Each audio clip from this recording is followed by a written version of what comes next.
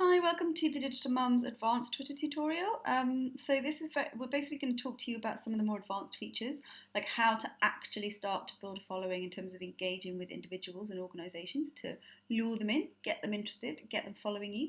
And then we'll talk a little bit about hashtags and hashtag campaigns. Then we're going to talk through lists. So let's get started. First of all, building a following. So you might have by now, or you should have by now, started following lots of relevant organisations, and you should have been posting some great content. But perhaps you're not seeing your own followers go up. So maybe this will help with that. So it's how do you really go about engaging and building a following?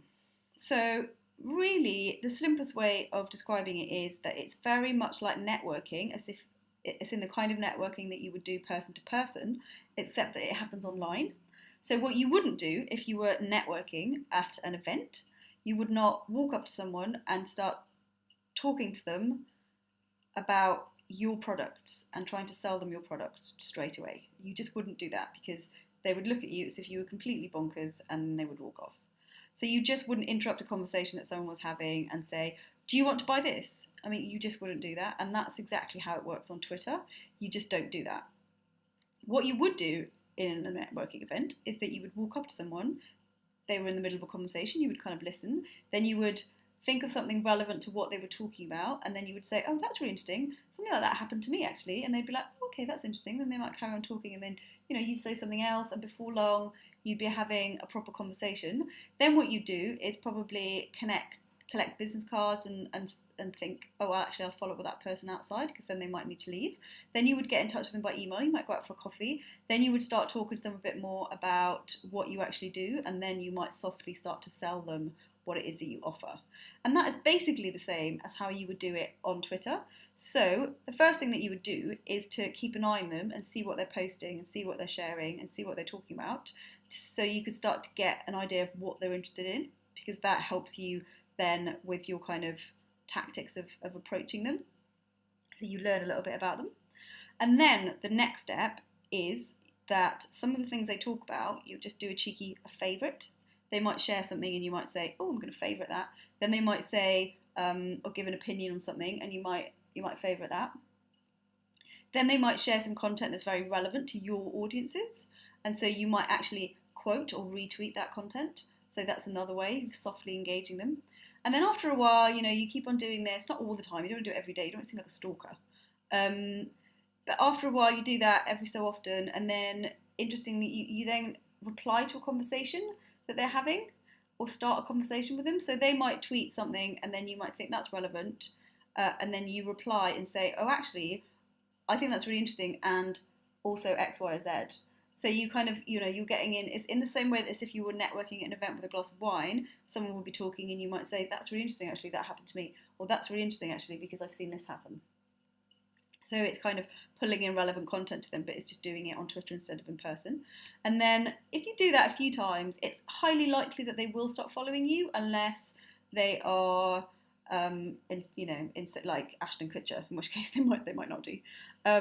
But it's highly likely that they will stop following you, and the more you do that, the more likely they are to. But again, as I've said, be very careful with the stalking. And then once you've kind of done that, you can promote your own content, and you might mention them. So you might say, so what Digital Mums might do is, there might be someone quite influential, a woman in marketing, that we sort of softly approached in terms of a bit of favoriting and a bit of sharing of content, and then we might think, okay, I want to take this to the next level now. So they might tweet something, and then we might say, we might think, okay, that's kind of quite interesting. They're obviously on Twitter today, so we might then share something that Digital Mums were doing, and then we might say, oh, you might find this of interest, mention that person. So you kind of then start to move it a little bit along in terms of exactly what you want to get out of that person. But it's very much about adding value to them. They're not going to engage with you if you just kind of start spamming them. So over time, that trusted relationship will build. And as we've said, only sell once you have built this. Do not start selling until you've got a trusted relationship with them. No one likes aggressive marketing on Twitter.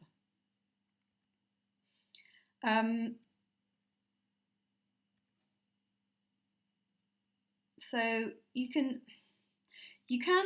also monitor what hashtags that they're using, and then you can get involved in those. And you might not really understand how to use hashtags, so I'll just talk you through how to use hashtags before we start thinking about how you might use hashtags to interest and bring in other people in. So let's just have a quick talk through how you might use hashtags. So the first thing you can do is hijack other people's hashtags, and you might hijack and get involved in the other people's hashtags of those interested individuals that you want to connect with. So you might monitor and see what hashtags they're using and what conversations they're getting involved in. Hashtags are really brilliant because they basically filter out all the noise on Twitter into something that is just relevant to that particular topic. So when people hashtag and you search that hashtag, you will just get a stream of tweets where people have used that hashtag. So it's basically you're just like tuning in, and hashtags are all over the place at the moment. You can see what hashtags are trending, and then you can kind of get involved and jump on the bandwagon, but only if it's like relevant. You can't get involved in a hashtag that's completely irrelevant to your organisation or just looks really bizarre.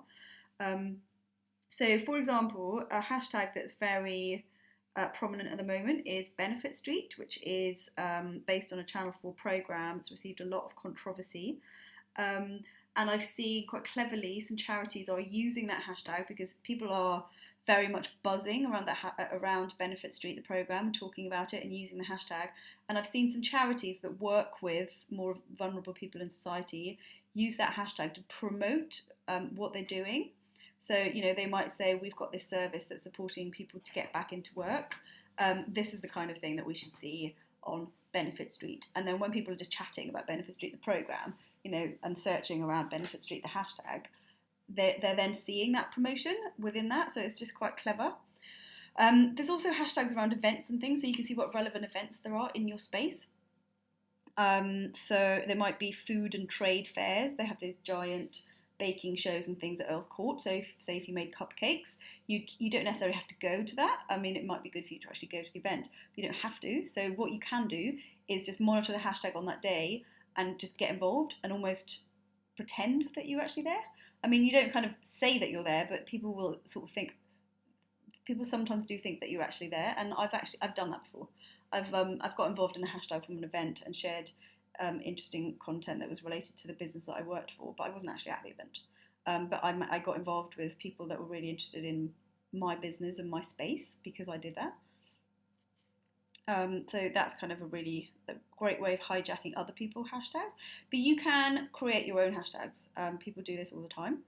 It's a really brilliant thing to do.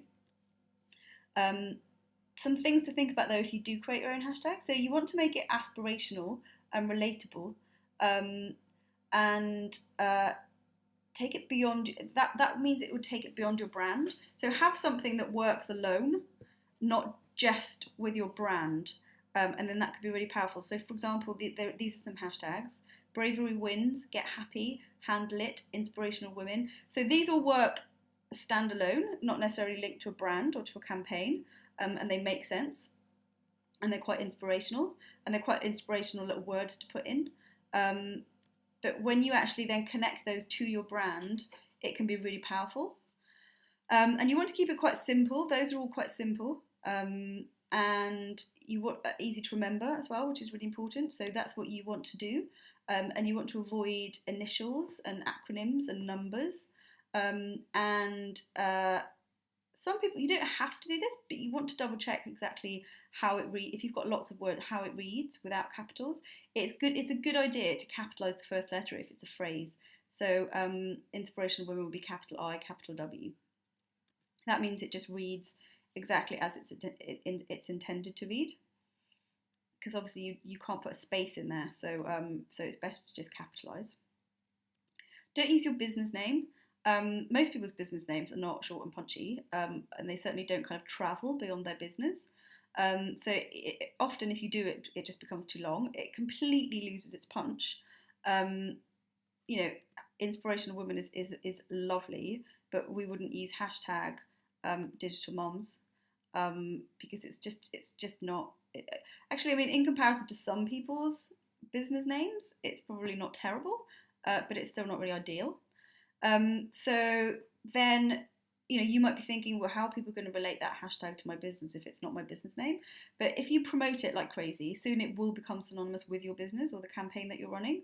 So, I wouldn't worry too much about that actually, because once you've come up with something really inspirational and really nice that travels well, that people can remember, that it's got a real punch to it, and it's a bit aspirational, then you spread it. So put it all across your promotional materials offline and share it across all your online platforms. I think sometimes people forget and think it has to be all online, but don't forget there'll be things that you're doing in person and on hard copy publications and things, so put it in there as well. And then create content around that hashtag, and then think about tying it into your campaigns in ever more creative ways and run competitions.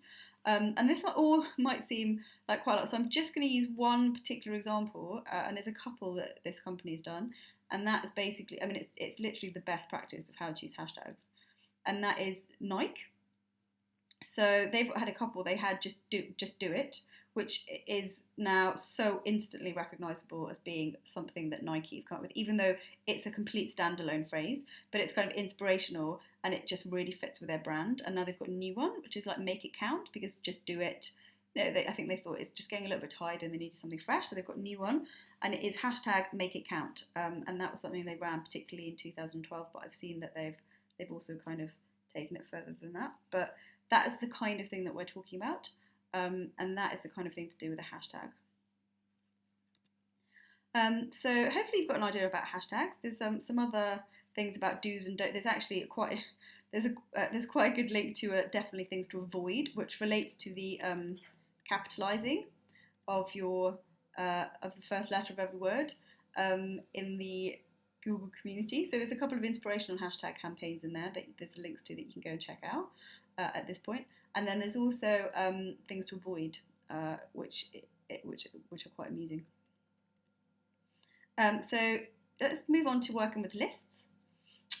Lists are really useful in Twitter.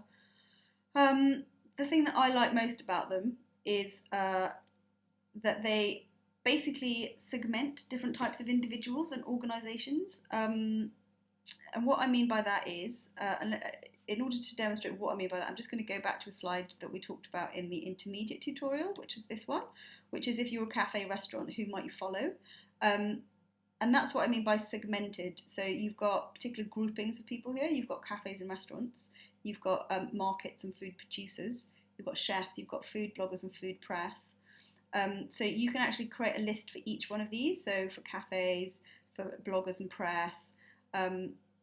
And why might you want to do that? Well, actually, it's really useful to be, particularly with the press and potential customers, to have them all in one place. So you've got a list of all press. So if you're running a campaign and you want to invite press, you don't have to kind of think, oh my God, who are they? Let me go through and like all of the people that are following me and I'm following and try and pull them all out. You've just got them all in one place.